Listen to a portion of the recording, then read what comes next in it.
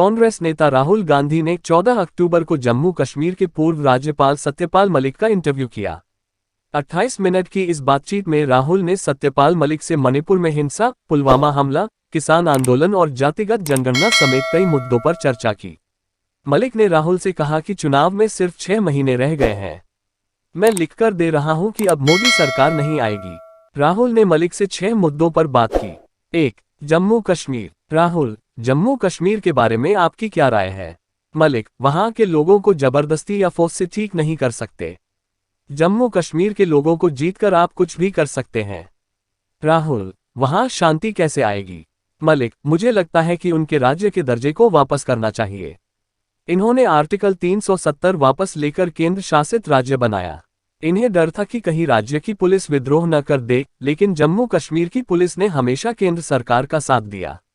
अमित शाह का वादा है कि वे राज्य का दर्जा वापस करेंगे। इसलिए इन्हें जल्द से जल्द जम्मू कश्मीर को राज्य का दर्जा वापस करना चाहिए और वहां चुनाव कराने चाहिए। राहुल, क्या राज्य में अब ज्यादा घटनाएं हो रही हैं? मलिक, घटनाएं अब पहले से ज्यादा हो रही हैं। राजौरी और कश्मीर वैली में हर दिन हिंसा हो रही है। जातिगत जनगणना। राहुल, मीडिया, ब्यूरोक्रेसी या कोई संस्थान हो, यहाँ ओबीसी, दलित या ट्राइबल का कोई प्रतिनिधित्व नहीं है। इस पर आपकी क्या राय है? मलिक, लोहिया ने कहा था कि गोवा की आज़ादी को लेकर बनी कमेटी में न चाहते हुए भी 48% अपर कास्ट के लोग आ जाते थे। अब ये सिस्टम बन चुका है। राहुल, इसको कैसे बदला जा सकता है? मलिक, हर जगह इनका परसेंटेज फिक्स करना पड़ेगा। इसके अलावा उन वर्गों की चेतना भी बढ़ानी होगी। 4. मणिपुर हिंसा। राहुल, मणिपुर के बारे में आपका क्या सोचना है? मलिक, सरकार का मणिपुर में कोई नियंत्रण नहीं है। चीफ मिनिस्टर कुछ नहीं कर पा रहे, लेकिन उनको हटाया नहीं जा रहा। राहुल, मणिपुर अब एक स्टेट बचा ही नहीं है, 2 स्टेट बन चुके हैं। सरकार सच में कंट्रोल खो चुकी है। चुनाव में सिर्फ 6 महीने रह गए हैं। मैं लिखकर दे रहा हूं कि अब मोदी सरकार नहीं आएगी। मुझे लगता है कि भारत की राजनीति में 2 विचारधारा की लड़ाई है, एक गांधीवादी और दूसरी आरएसएस की। दोनों हिंदुत्व के विजन हैं। एक अहिंसा और भाईचारे की विचारधारा है, दूसरी नफरत और हिंसा की। इस बारे में आपका क्या कहना है? जब भी सरकार पर कोई प्रेशर आता है, ये कुछ न कुछ निकाल देते हैं। जब मैंने गौतम अडानी पर चर्चा की तो पहले टीवी बंद कर दी, फिर मुझे संसद से निकाल दिया। फिर स्पेशल सेशन की बात हुई तो उसमें भारत और इंडिया पर चर्चा की बात हुई। लास्ट में ये लोग महिला आरक्षण बिल लाए, वह भी अभी नहीं, 10 साल बाद आएगा।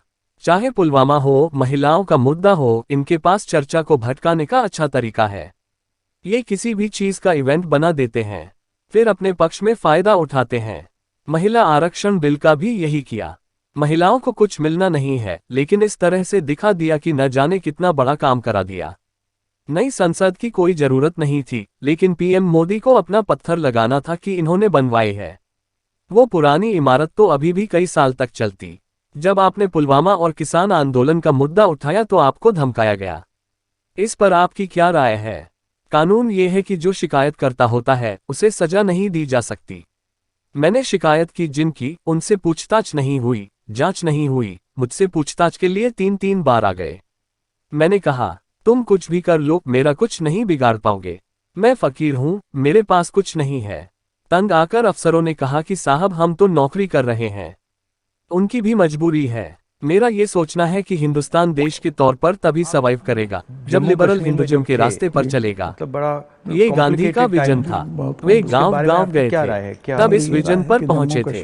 अगर इसी विचारधारा पर देश चलेगा तभी चल पाएगा, नहीं तो टुकड़े हो जाएंगे। हमें मिलजुल कर बिना लड़ाई झगड़े के रहना होगा।